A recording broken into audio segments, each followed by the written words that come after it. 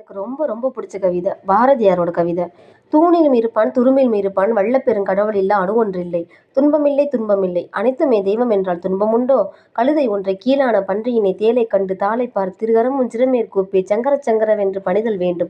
கூலத்தை மலத்தினை வணங்கல் வேண்டும். கூடி நின்ற பொருளனைத்தின் கூட்டம் தெய்வம். மீளத்தான் இதைத் தெளிவா விரித்துச் சொல்வேன் விண்மட்டும் கடவுளன்று மண்ணும் அதே. சுத்த அறிவே சிவமென்று உரைத்தார் மேலோர். சுத்த மன்னும் சிவமென்று உரைக்கும் வேதம்.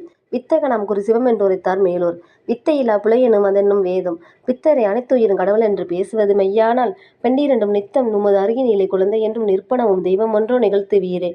உயிர்களெல்லாம் தெய்வமன்றிப் பிறவொன்றில்லை. ஊர்வனவும் பரப்பனவும் நேரே தெய்வம். பயிலுமுயிர் வகைமட்டுமன்றி ஈங்கு பார்க்கின்ற பொருளெல்லாம் தெய்வம் கண்டீர். வெயிலளிக்கும் இரவி மதி விண்மீன் மேகம் மேலுமிங்கு பலபலவாம் தோற்றம் கொண்டே இயலுகின்ற ஜடப்பொருள்கள் அனைத்தும் தெய்வம்.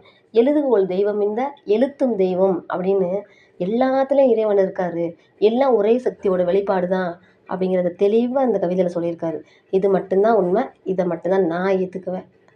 எனக்கு ரொம்ப ரொம்ப பிடிச்ச கவிதை.